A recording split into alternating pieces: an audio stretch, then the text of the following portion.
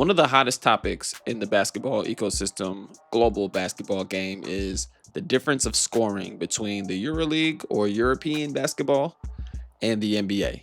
And there's a lot of factors that goes into the differences, and a lot of people have a lot of opinions on which one is harder to score in. You got overseas where it's a smaller court, shorter three-point line. We'll get more into that later. And versus the NBA where there's nothing but space, right? But you got better defenders, more athletic players, taller players, more players that can do different things with their bodies to give the scorer a hard look, right?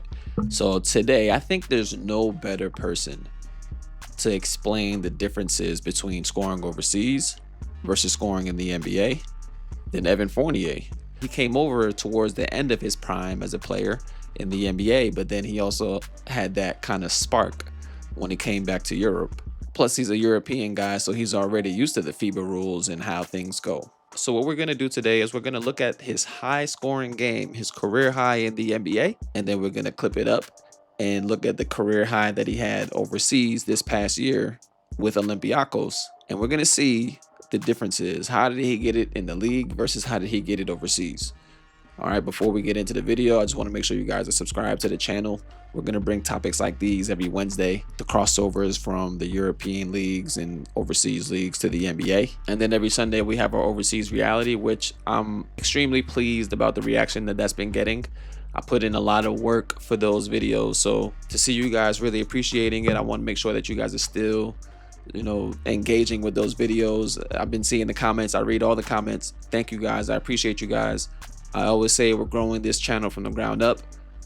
Without further ado, let's skip the boring stuff and let's get right back into the video. All right, so first we're going to look at his NBA tape, and this is from his career high when he's playing on the Knicks, going against a pretty good Celtics defense. He scores 41. So Marcus Smart picks up, gets over the screen. Evan Fournier drives to the basket, and look who's there to meet him at the rim. That's Time Lord. That's Robert Williams. 6'11", jumps out the gym, extremely long arms, comes over and blocks a shot. Robert Williams is going to be pretty much a big part of this video because he altered so many of Fournier's shots. Yes, Fournier scored 41, but if Robert Williams is not in the game, Fournier goes for 50. Another play in the fourth quarter. This time, Jaylen Brown is guarding him. Gets Jaylen Brown up off his feet, and look at the floater. He'd have to throw a giant killer over Robert Williams. He barely misses this one, but just look at the disruption. And he would run into these kind of situations all throughout his 41-point performance. So you're going against top athletes, but here's where it gets a little bit easier. There's so much space in the NBA to operate. If you just play hard, you can get open fairly easy. On this play, Fournier is just sprinting his lanes, right? He gets right to the corner. He gets open for a three because Jason Tatum, by the time he realizes where Fournier is, it's such a long closeout to get there, and Fournier gets a good look. And here's a Spanish ball screen where Fournier is setting the back. A lot of NBA bigs are just sitting in drop defense because guys like Enes Kanter is so big. It's probably better for them to sit back and clog the paint rather than come out and get beat in a one-on-one. Another one here, the Knicks were running a lot of Spanish ball screen kind of action with Fournier setting the back screen. Here he gets a wide open look at the top of the key, and when you start talking about guys getting hot, right? These are NBA players at the end of the day. These guys get hot, man. So if you're getting wide open looks like this and you're one of those players that's on a heater already, I could see how you finish the game with 41 points. But also everybody is not Enes Kanter. For example, when you got a player like Fournier who's on an absolute heater, guys like Robert Williams are going to be closing out and they're athletic big. So that's also going to disrupt the shot if a guy like Robert Williams is stepping up. Look at some of these contests by Williams. And this is exactly what I'm talking about. This guy just is EuroLeague work from his 36-point game while playing for Olympiacos. And you guys already know the deal, man. 36 in the EuroLeague is probably the equivalent to like 50 in the NBA. Just pay attention to how much pressure is constantly applied. Like, he can't even get the ball clean because he's getting pressured so much, right? This was his first shot of the game, and the tone was just set from the very beginning. It's like, yo, you're not getting anything easy, brother. But kudos to the coach at Olympiacos because they always find good ways, easy baskets for their top scorers. Him and Vezenkov get great looks. I want you to pay attention to the details. Because I mentioned that one mistake in the NBA and you get a wide open shot. You make a mistake in the EuroLeague, right? Like there's a miscommunication here between the guard and the big. Guard thinks that the big is going to switch. Big is staying attached to the roller. But the guard is getting back so fast, right? And he still gets a decent contest. He saw one go in like that, so he's going to take another one from the same spot, even though that was a weird little floater. Even though Wade Baldwin got some reps in the NBA, he's still playing like he's in the EuroLeague at the moment. So you catch the ball from 30 feet out, you're not really going to get a hard closeout like you would in the NBA, because that's the NBA 3. That's one way to relieve the pressure, and that's one way to get your shot off in Europe.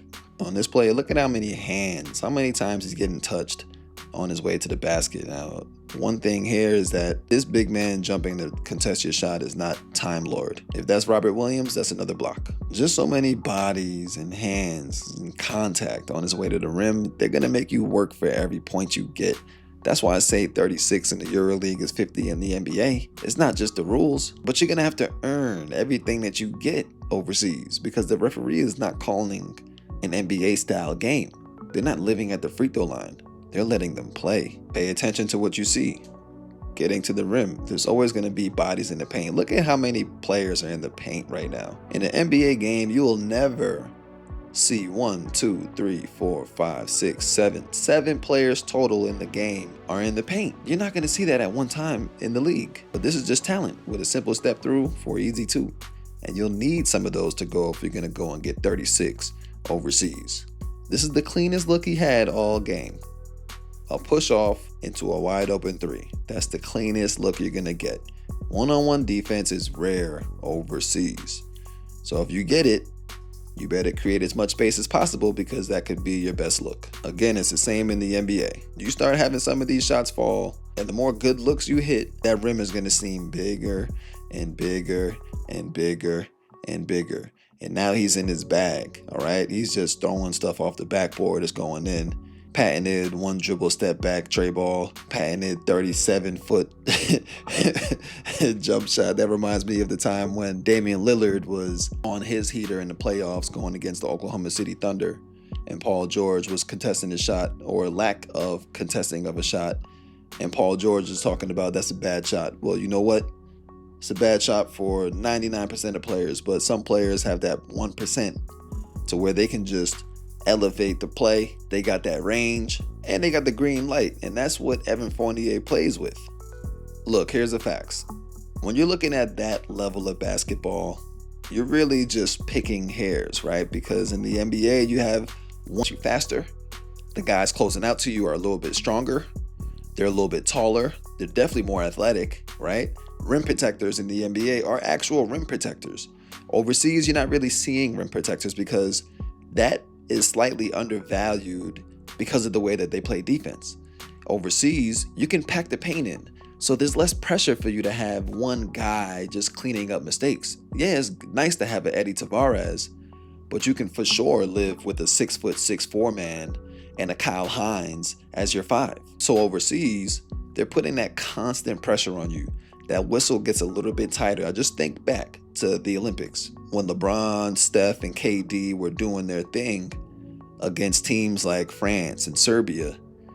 Just think about all the players on the Team USA roster, right? And that's why it's not a lock that Team USA is just going to sweep the Olympics in 2028. Because there's a lot of guys like Devin Booker, a lot of guys like Jason Tatum, Tyrese Halliburton that couldn't make that transition to a more physical game. It's a little bit easier for a guy less talented than you to stick with you. It's a little bit easier for him to play defense against you when he can use his hands, when he can bump you a little bit. In the NBA, if you have superior talent, man, you're going to score 25 to 35 a game because nobody can touch you. Overseas is a little bit different. So they got that constant pressure. They pack that paint. There's shorter closeouts because it's a smaller court. And you just have to learn how to score in a different way. Is it harder? For some people, yeah. It probably depends on the skill set. Right? You got guys like Evan Fournier. It's not just Evan Fournier. Look at Kendrick Nunn. Look at Talen Horton-Tucker. If you can really shoot the ball, you really have that 3-level scoring ability, because that's an overused term. The guys that do good in both worlds are guys like Kyrie, guys like Paul George, where they actually have 3-level scoring ability, because it's not just layup or 3, or even just pull up jump shot 2, because you also need a floater from about 10. You also need a good game on the floor, your step throughs, you need your Euro steps, you need your spin moves under control. A lot of players don't have that. They just have one gear and they're trying to get to the rim as hard as they can. So actual 3-level scorers that understand how to score, understand spacing, understand attacking closeouts, have that 10-foot game, those players can do both. But there's no one way that's harder than the other. But that's just me. Let me know what you guys think. Do you guys think that there's one league, let's just call it EuroLeague, right? Do you guys think that there's one league that it's more complicated to score in?